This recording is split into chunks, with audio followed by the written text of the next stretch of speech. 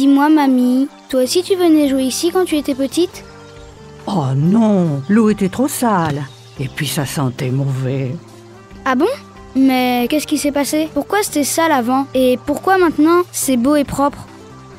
Eh bien, avant, les eaux polluées se déversaient directement dans les rivières, les fleuves ou la mer sans avoir été traitées. Bien sûr, cela polluait énormément. Heureusement, aujourd'hui, il est interdit de rejeter les eaux usées dans la nature sans qu'elles ne soient nettoyées. Si c'est beau aujourd'hui, c'est grâce à l'assainissement des eaux usées. Qu'est-ce que c'est que ça, l'assainissement, grand-mère? Je vais t'expliquer. Tout commence dans nos maisons avec l'eau dont nous nous servons pour nous laver, faire le ménage, aller aux toilettes. Elle contient des produits qui peuvent être dangereux pour l'environnement. Il faut donc les collecter dans les égouts et les envoyer dans une station d'épuration pour les dépolluer avant de les renvoyer vers le milieu naturel, comme ici, dans la rivière de l'île. Ah? Et on fait comment exactement? Ici, dans l'agglomération de Périgueux, il y a 2 grandes stations d'épuration. La première, à l'ouest, c'est la station de Saltgourde. La seconde, à l'est, c'est la station de Trélissac. Il y a des collecteurs, des égouts si tu préfères, dans lesquels sont envoyées les eaux usées de nos habitations, des immeubles, des bureaux, mais également celles des industries et certaines eaux pluviales. Puis, grâce à des pompes, l'eau est redirigée vers les stations d'épuration.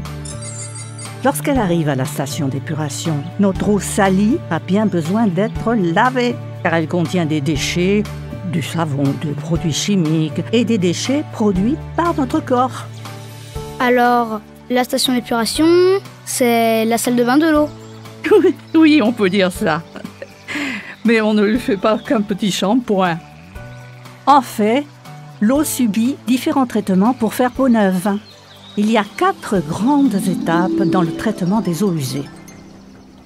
Tout d'abord, on élimine les plus gros déchets grâce au dégrillage et au tamisage. Les sables et graviers se déposent au fond du bassin. C'est le dessablage.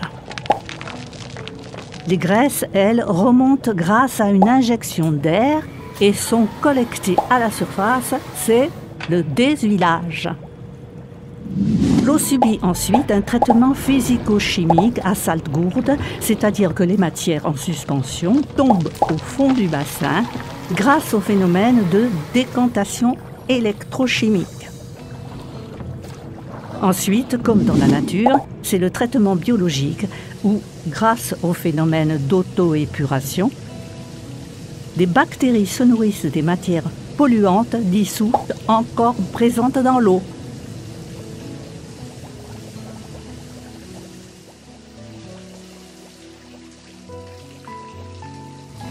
L'eau propre peut alors retourner dans le milieu naturel sans altérer l'environnement.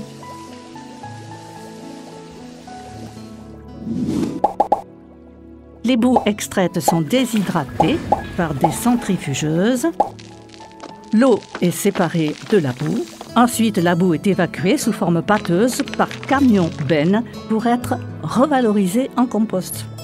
Waouh! Je ne savais pas tout ça. Oui, tu vois, tous les jours, des gens travaillent pour protéger et améliorer la qualité du milieu naturel. Tu peux toi aussi les aider en évitant de gaspiller l'eau, en développant des éco-gestes et en triant bien tes déchets. Et attention, les lingettes ne doivent surtout pas se retrouver dans les toilettes. Comme ça, mamie, moi aussi je pourrais venir ici avec mes petits-enfants quand je serai un grand-père. Oui, et n'oublie pas, l'eau, c'est la vie et nous devons la préserver aussi.